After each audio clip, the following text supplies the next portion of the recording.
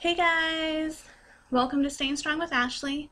It's been kind of a crazy few weeks with just some personal stuff going on, and so I haven't had the chance to do a blog in a little bit, so I just wanted to check in.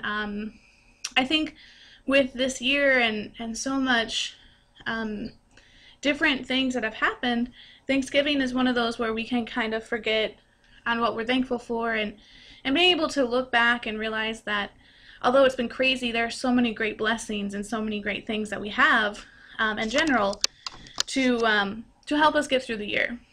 I was talking with my mom recently, and she was talking with someone, and they had asked her about grandchildren, and although my sibling's pregnant, she still has 3 grandbabies that passed away. And so this time I wanted to talk about what that looks like a little bit for the other side of people, not just with the moms or the dads. I think that as the parent who lost a kid, it can just feel like overwhelming, and that we're on this portion by ourselves, and the grief is just all I don't say all about us, but it can feel that way.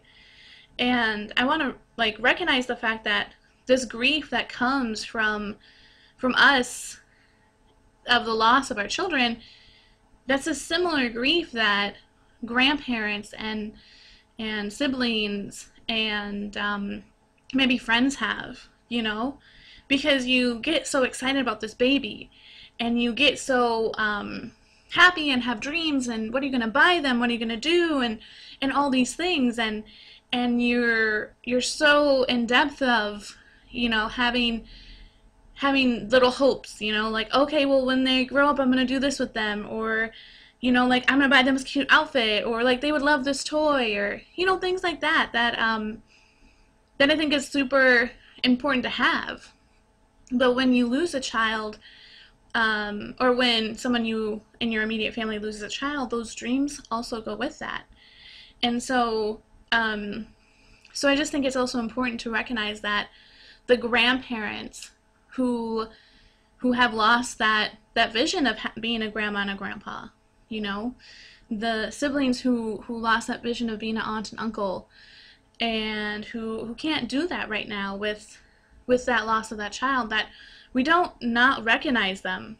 We want to say, hey, we may not have the same grief, and it may be very different, but overall, you also are grieving, and that's okay to grieve. That's okay. You can bring those griefs to people and bring those things together, For me and my mom, we honor the kids in many different ways. Excuse me, my parents' home, my mom and stepdad's home, has been the place that I've put a lot of my kids' stuff there. And I do that not to just have the one central place, since I live in an apartment, but also because I want my parents to see those things too. So one year I planted flowers for Mother's Day, and I planted them outside my mom's house because I thought, every year they bloom, and every year my parents can see, and be reminded of the honor they have with these beautiful babies in heaven. And yeah, some years it's going to be tough for them, and some years it's not, just like it is for us. But I think in general, for them to see, it's almost like, I don't want to say not forgetting, but it's also they have a piece of my kids with them. They don't have the baby books or the memory books or the urns, right? They don't have those things, and so for me, I'm able to give them a little piece of my children for them to think of and to reflect and honor in that way. Every year for the past few years, me and my mom have gone out to do Toys for Tots in honor of the kids, so we go together and pick out gifts that they would, the ages they would be, and then give them for Toys for Tots. And for us, that's just impactful, because we get to say, if the kids were here, this is what we think they would like. And it kind of honors them in that way, and I think it allows my mom and my stepdad and whoever wants to come with to feel like they also are contributing to honoring the kids, that they're able to feel like even though my children aren't here, that they're still, grandma and grandpa, that they're still doing small things to honor them and be like, that I'm still a grandparent and I still love those little babies no matter what.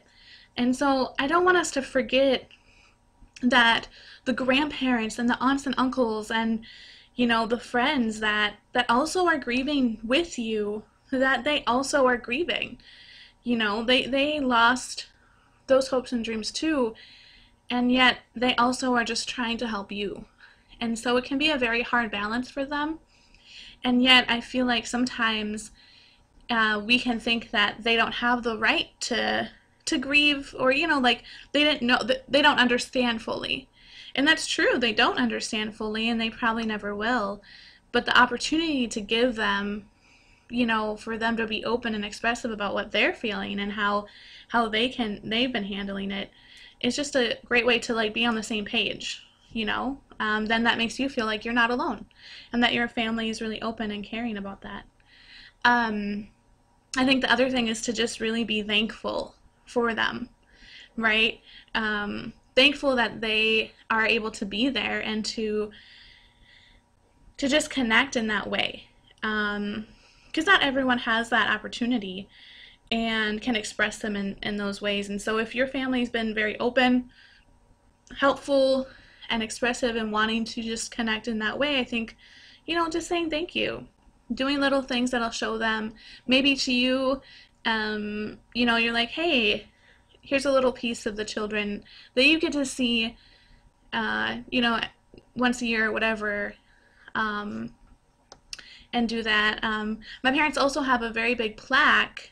I don't want to say plaque, but it's like a poster board of the kids' information, name and stuff, and it was from a walk that I did not too long ago, and I gave it to them to go and bring to the house so they could have that. And so for them, they post it right on the window.